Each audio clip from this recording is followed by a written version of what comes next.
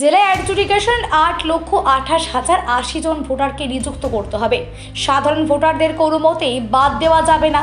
প্রকৃত ভোটারদের ভোটাধিকার কেড়ে নেওয়া যাবে না। এই সব দাবিতে বৃহস্পতিবার থেকে অনির্দিষ্টকালের জন্য অবস্থান বিক্ষোভ শুরু করেছে মালদা জেলা কংগ্রেস। এদিন সকাল 11টা থেকে টাউন হল সংলগ্ন গান্ধী মূর্তির পাদদেশে মৌসুম মুরের নেতৃত্বে মালদা জেলা কংগ্রেস নেতাকর্মীরা অবস্থান বিক্ষোভ শুরু করেছে। উল্লেখ্য, গত 28শে ফেব্রুয়ারি মালদা জেলায় যে নতুন ভোটারের তালিকা প্রকাশিত হয়েছে তাতে অ্যাডজুডিকেশন ভোটার 8,28,080 জন। জেলায় মোট ভোটার 29,86,203 জন।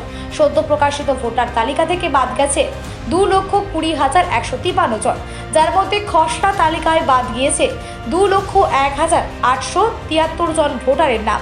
নতুন করে বাদ গেল 18,280 জনের নাম। মালদা জেলার শুনানির নোটিশ পেয়েছিলেন 10,03,000 ভোটার। এর মধ্যে প্রায় 6,500 ভোটার শুনানিতে অনুপস্থিত ছিলেন। এদিন মৌসুম নূর বলেন, দুটি দাবি নিয়ে অবস্থান বিক্ষোভের ডাক দেওয়া হয়েছে। দাবি পূরণ না হওয়া পর্যন্ত এই অবস্থান বিক্ষোভ চলবে। তিনি বলেন, আমাদের দলের প্রাক্তন বিধায়ক মোত্তালির আলমের নাম অ্যাডজুডিকেশন তালিকায় এসেছে। এটা কি করে হয়? এরকম অনেক ঘটনা ঘটে। এটা আমাদের ডিস্ট্রিক্ট প্রেসিডেন্ট ঈশা খান চৌধুরী দুদিন আগে প্রেস কনফারেন্স করে সবাইকে জানানো হয়েছে যে পরিস্থিতি এখন হয়ে আছে। আমরা 28 তারিখ ফেব্রুয়ারিতে ইলেকশন কমিশন যে ভোটার লিস্ট পাবলিশ করেছে, সেখানে আমরা দেখতে পাচ্ছি যে শুধু মালদা জেলাতেই প্রায় 8,28,080 আমাদের ভাই বোনদের নাম বাদ আছে, যারা প্রকৃত ভোটার, যারা জেনুইন ভোটার, এবং এই এডুকেশন লিস্ট করে তাদেরকে বাদ দেওয়া হয়েছে। তো আমরা সেই দিনই ঘোষণা করেছিলাম যে সামনে যে নির্বাচন 2026-এর নির্বাচন, সেটাকে কেন্দ্র করে একটা strategy election commission BJP Trinamool নিয়েছে, যে আমাদের মধ্যে বিভাজন করে পোলারাইজেশন করে তারা ভোটে নামতে চাইছে। ঠিক এনআরসির পরিস্থিতি 2021 সালে যেটা ক্রিয়েট করা হয়েছিল, ঠিক একইভাবে আমাদের দাবি যে যতদিন প্রকৃত ভোটার, জেনুইন ভোটার, তাদেরকে এই এডুকেটেড লিস্ট নাম করে যে বাদ দেওয়া হয়েছে, তাদেরকে ভোটার লিস্টে যতদিন অ্যাড না করা হয় আমাদের আন্দোলন চলবে।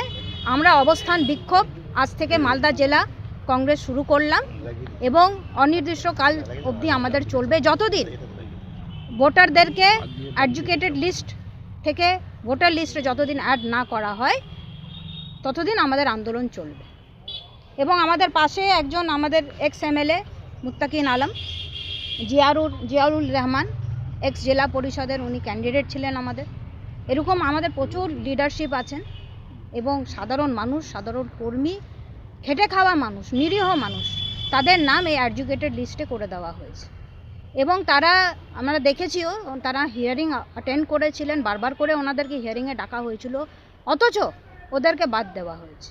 তো এই কারণে আমাদের আন্দোলন চলবে এবং যতদিন ফ্রি অ্যান্ড ফেয়ার ইলেকশন আমাদের ইলেকশন কমিশন অফ ইন্ডিয়া আমাদেরকে গ্যারেন্টি না দিতে পারে এবং এডুকেটেড লিস্ট ভোটার লিস্টে যতদিন অ্যাড না হয় আমাদের আন্দোলন চলবে।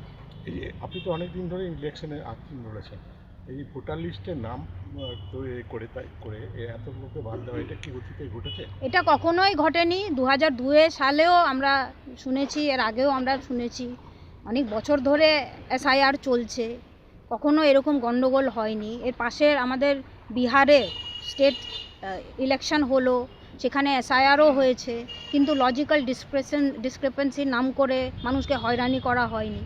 এবার হঠাৎ করে পশ্চিমবঙ্গকে এত, সাধারণ মানুষকে এত হয়রানি কেন করা হচ্ছে, এটাই আমাদের প্রশ্ন। এবং এরা হচ্ছে আমাদের এখানকার ইন্ডিয়ান সিটিজেন, দীর্ঘদিন ধরে তারা এখানে বসবাস করছে। তো আমাদের সিটিজেনকে, ভারতবর্ষের নাগরিকদেরকে যদি এইভাবে অত্যাচার করা হয়, হয়রানি করা হয়, তারা আমরা কাদের কাছে যাব, কাদেরকে প্রশ্ন করব?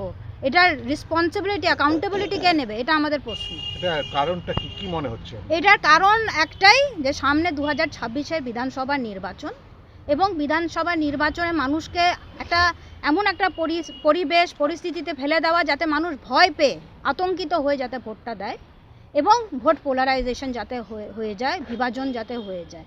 এবং আমরা দেখতে পাচ্ছি যে মালদা জেলায় এবং অন্যান্য জায়গাতেও, মুর্শিদাবাদ, মালদা, অনেক জায়গায় দেখতে পাচ্ছি 70% মাইনরিটিদেরকে বাদ দেওয়া হয়েছে এবং 30% আমাদের হিন্দু ভাইদেরকে বাদ দেওয়া হয়েছে। আমাদের মধ্যে যাতে একটা বিভাজন সৃষ্টি হয় এবং মানুষ যাতে পোলারাইজড হয়ে ভোটটা দেয়। তাই কি কিন্তু আমাদের কংগ্রেস এটার জন্য লড়াই করবে। আমরা একটা সেকুলার দল, আর আমরা জানি যে আমাদের দেশ, আমাদের রাজ্য, বিশেষ করে বেঙ্গল একটা সেকুলার স্টেট। তো আমরা আমাদের ইউনিটির জন্য লড়াই করছি এবং আমরা চাই যে প্রকৃত ভোটার যাতে এডুকেশন লিস্ট থেকে সরে গিয়ে তারা নর্মাল লিস্টে, ভোটার লিস্টে যাতে অ্যাড হয়। এবং এটার পুরোপুরি দায়ী ইলেকশন কমিশন, এখানে তৃণমূল, বিজেপি, তাদের সবারই একটা সাজিশ আছে, একটা স্ট্র্যাটেজি ঠিক করেছে যে মানুষের মধ্যে বিভাজন করে তারা ভোটে যেতে চাইছে।